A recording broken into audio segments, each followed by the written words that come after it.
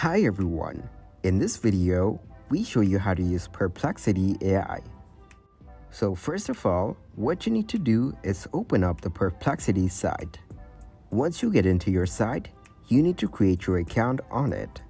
So to create your account, you need to enter your username and click to continue.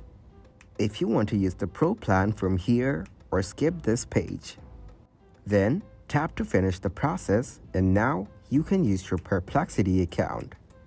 So let's give it a try and ask questions and ask whatever you want.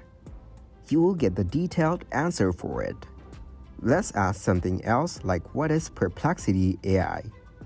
It will show you the sources and the answer to your question. Just like that, you can ask as many questions as you want. So that is exactly how you can use Perplexity AI. Thanks everybody for watching. Make sure to like this video and subscribe to the channel for more tutorials. Goodbye.